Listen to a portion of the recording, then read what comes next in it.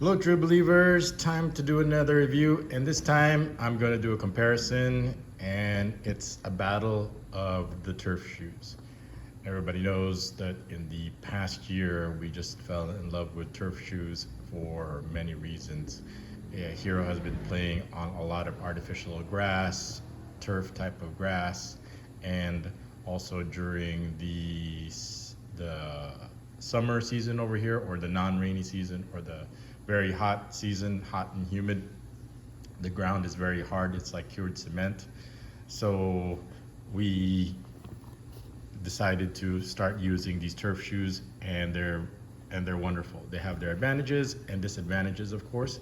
But I wanted to do a comparison between what he was using before, which is the speedflow 0.3, not 0.1, not 0.2, but 0.3 from Adidas that he was using before, and now compared to the Vapor 15, not Elite, not Academy, but Pro. So which one does he prefer better? Which one does he like better? First of all, let's take a look at the look. So from this side, they both have kind of the same similar clean look. I like the normal swoosh. I don't like it off to the side or off to the center. I just like it to the side. Over here, you got the same similar thing. You've got just a basic design, not too flashy, not in your face, not gaudy. So looks wise, they're both about the same. So it depends on your preference, but I think for us, this kind of edges out. You see just this texturing over here. So it just looks nicer. On the medial side, as you can see, there's nothing there to really comment on it. Over here, you've got this big air side, which I don't really like, but since it's on this inside part and it's in black and gray, it's not that noticeable. It's not like in neon or bright green or yellow or red. It's just, at least it's discreet and subtle. And here's how it looks in the back. You got this Nike Mercurial, you got this little tab over here, and same thing over here, you got this X. So overall, I would say looks wise, comparison wise, I would say that the Vapor 15 kind of edges it out in terms of looks. Comfort wise, Hero says that the upper over here is has more padding, has more texture to it, versus this one is just very smooth, plasticky feeling. So this one gives you more padded protection because of these little ridges over here, versus this one is just, it's got this texture also, but it's not as, you don't have as much padding. So he likes how they're both light. He likes how they both feel. He likes how they both have flexibility. As you can see, they have flexibility there, flexibility there, flexibility there, as you can see. So they're both comfortable, but this one edges it out in terms of comfort. So it's got the zoom gimmick inside also. So what clearly stands out ahead now, or the comparison you probably want to take a look at, is this sole plate, these little rubber studs over here. So you've got these rubber studs over here on the speedflow 0.3, and then you want to compare it to these rubber studs over here on the Vapor 15 Pro Turf. And significantly, if you look at them, if you compare them side by side, you can see that this one is the newer pattern. I know there's an older pattern of the Vapor 14, which is kind of square, little squares, where this one is oval shaped. So in terms of these tiny rubber studs, where they're all over the foot, all over the sole. Even here in the middle, you've got these tiny ones here in the middle. This one, not so much. As you can see here in the middle, it's, yes, most of the traction is in the heel and in the forefoot area, but it helps to have some traction over here in the middle. So when your foot plants on the ground, the whole thing, you've got all this contact, all this friction, more so compared to this one, who doesn't have anything in the middle. And what he says also is Hero says where most of his weight is at is he's on his toes all the time. So most of his weight is over here in this area. And he says he can feel the difference because look at how these small rubber studs are along the edges. Yes, this one has them also, but he says these ones he can tell that he can feel it like even there at the tip of the toes, or he's like pushing off, or he's standing on his, or he's on his tippy toes ready to move. So he says he feels a difference, and he does feel that he slips less, especially when he makes a sharp turn or a sharp cut, or he all of a sudden stops, and I've seen him slide on these.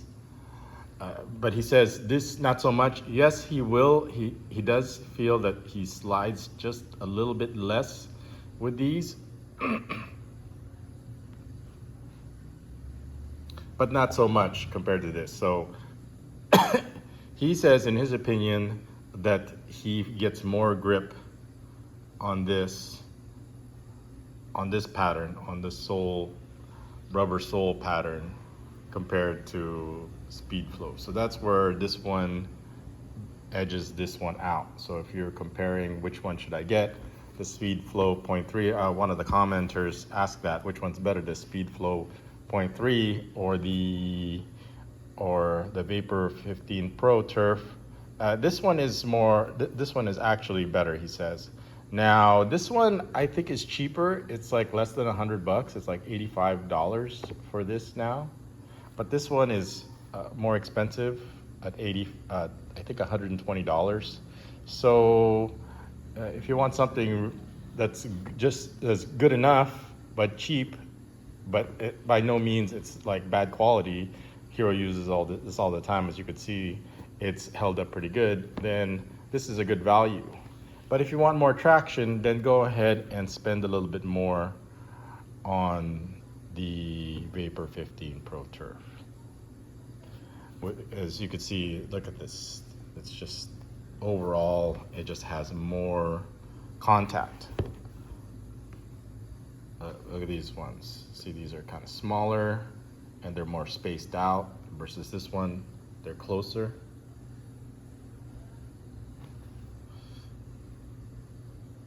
So if you compare them probably here, side by side like that, you can tell that this one, the Vapor 15s are just more aggressive with their small rubber studs compared to the Airflow, and Hero confirms that. I mean, some people could argue, oh, that's just psychological because you're saying it's got more nubs, and he's played with it enough for like the last 2 weeks already that he says, yeah, there is a big, huge, not a big, huge, but there is a difference. He slips less with these compared to these. And if you really want to look at which one is probably the most aggressive sole pattern, the rubber soles, I would say this, the Copa Mundial Turf. If you look at this, look at these small rubber studs. They're pretty much throughout the whole foot. And I did a review of these, and these are the actual shoes that I use. The problem with these Copa Mundial Turf, so look at these, compare these. So these are, look at how much longer they are compared to these. So I would say this one probably give you more traction. This one, I use this all the time for AG, FG, SG, you name it. This is what as you can see, I use it all the time. The problem with this is that it's heavy, and it has and it's heavy. It's chunky. It has a good bend over here, but over here on this half of your foot, it's like wooden clogs like that. There's no give whatsoever. Versus over here, there's give right there for him to launch off. But when you're using this one, this is just too old school and too heavy. And yes, it's durable. It's built like a tank. It'll last forever. It'll survive a nuclear holocaust.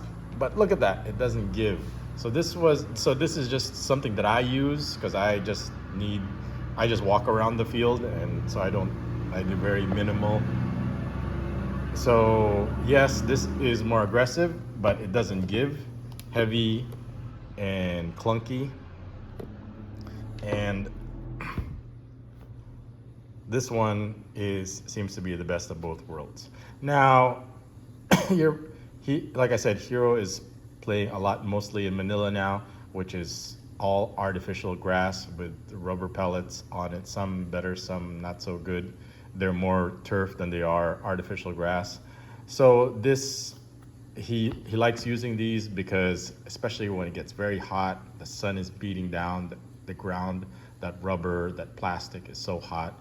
This rubber sole plate gives him better insulation versus the plastic. So normally his feet would be on fire when he's wearing the FG, but with these he's a lot more comfortable. So you're giving up a little bit of traction for a lot more comfort in terms of the heat, stud pressure. So he prefers using this. Now you can make the argument, what about artificial grass sole plates that are smaller, that have more studs? Like some of them have like 13, 17 versus the usual like 9 or 10. And my answer to that is I don't know, because I haven't had any artificial grass shoes. I kind of skip it. I either go turf or I go with FG or I go with SG. I could see the value in it.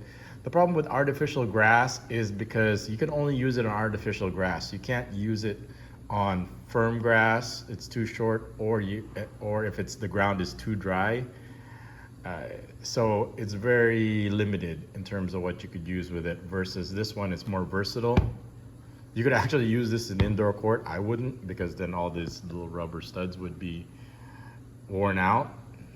But you could definitely use this in indoor court. You could use this on hard ground. You could use this on turf. You could use this on artificial ground, artificial grass, versus the artificial grass, that's it. You can use it only on artificial grass.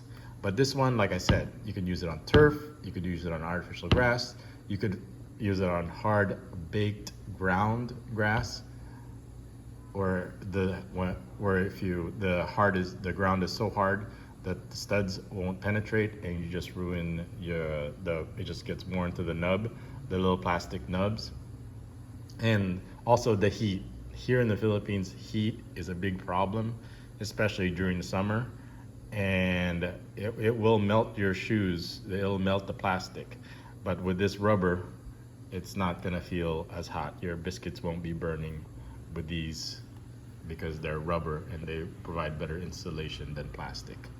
So in the battle of the turf shoes, the only disadvantage this has is the price, but you get so much more advantage: the feel, the touch, the traction, the aggressiveness of these, and the versatility of where you could use them. Versus this, the upper doesn't give you as much protection, and the rubber sole over here, the small rubber studs, are not as aggressive, because look, there's a space here in the middle where it's not making contact, versus this, it's making contact the whole time, even in the mid part, like so. So when you make contact, when you plant your foot, the whole foot is making contact with the ground, versus this one is just the two sides over here. And less contact means less traction. Okay, you could go for this, which is actually pretty cheap. It's like 30 bucks for this, if you can find it in your size. It's the cheapest one, but the only problem with it does feel like after a while you're wearing ankle weights, leg weights, and there's just no give. It's just like you've got like wearing wooden clogs. That's how, I mean, you could bend right here, but here there's no bend, and that's where it becomes harder and painful to launch. So it's probably a good, maybe I would say, defender shoes, but for somebody that needs to be nimble and have fast feet and need to dribble a lot and need to get out of tight situations and launch right away, then you definitely need to go with something more flexible like this. And in terms of, like I said, the battle of turf shoes, the Vapor 15 Pro Turf wins. Now, now that Hero is playing in a lot of artificial grass, I would actually, before I didn't, he would mostly play on FG. Now that he moved to a club that's based out of Manila, I would actually entertain getting probably artificial grass just for testing. I mean, for useful purposes and also for testing purposes. Like, so if I feel that he needs more traction, that this is not giving him, then I definitely would probably look into the actual artificial grass shoes, since he is mostly like 90% of the time is playing in artificial grass right now, or practicing in artificial grass. Okay, so that's today's review comparison. If you have any questions or comments, what do you think? Do you agree or disagree? Let me know in the comments. I'll see you in the next vlog. This is Bev Told Me. Thanks for watching.